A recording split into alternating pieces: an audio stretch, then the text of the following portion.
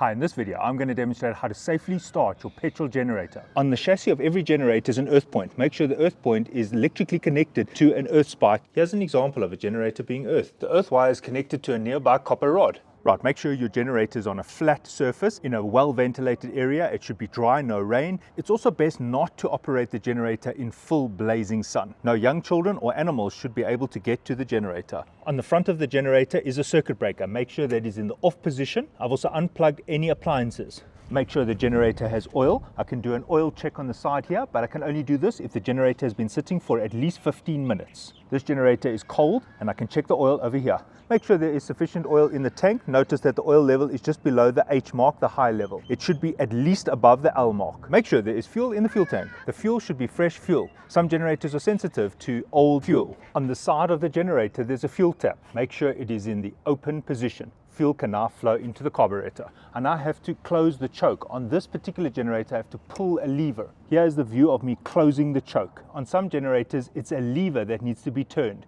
In this case I'm closing the choke. On the front of the unit I have a key to start it. I put it in the on position. If I'm going to be using a battery start, meaning there's a battery that starts the unit, I will then turn this further past the on position and the unit will go trying to start. In this case the battery is flat, so I'm going to do a manual start.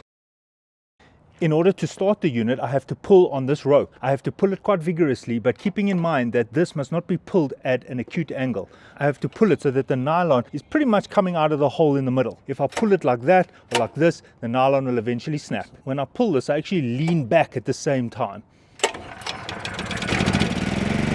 Now you might notice it's got quite a rough idle. That is because the choke is still closed. I can now either put the choke in all the way or push it half the way in and let it run for about 30 seconds. On this unit there's no middle point, so the choke now goes all the way in and the generator is now warming up. Check the voltage level indicator to make sure it's at the correct voltage. I can now plug in my first appliance.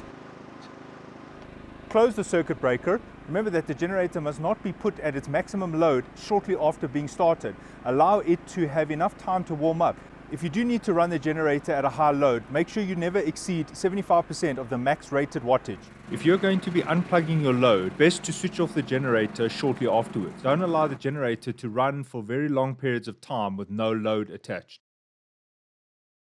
If your generator has a battery connected to it and it has a battery start, I'll demonstrate what you need to do. If you follow all the same procedures, remember to open the fuel valve, close the choke. Instead of using the manual puller, I can just press this button.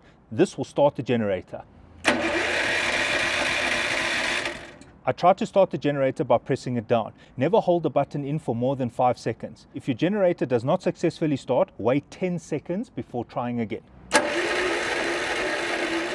If you press the button and your generator only does this, it's not quite turning over the engine, then your battery is flat and you'll need to charge it. In this case, you'll need to use the manual puller to start your generator. To stop the generator, please do as follows. Switch off all your appliances. Put the circuit breaker into the off position or push it down. Turn off the generator by turning the key, or if it's a push button generator, switch the button to the off position. If the switch on your front of your generator has more than 2 positions, just make sure it's at the 0 position or the off position. You can now close the fuel valve. If you are going to be leaving the generator for an extended period of time, consider draining the petrol. If you want to drain the fuel, you can disconnect this hose into a bucket. If your generator has been running with a high load, say for example 75% of its maximum rated load, disconnect all the loads, let the generator get back to its normal idle, and then let it run for about 2 minutes. This will cool down the engine without the load attached. You only need to do this step if the generator is running close to its maximum just prior to you switching it off. If you try to start your generator about 3 or 4 times and it still will not start, it may be flooded. Move the choke from the closed position to the open position. Wait a minute or 2, then try and start it again.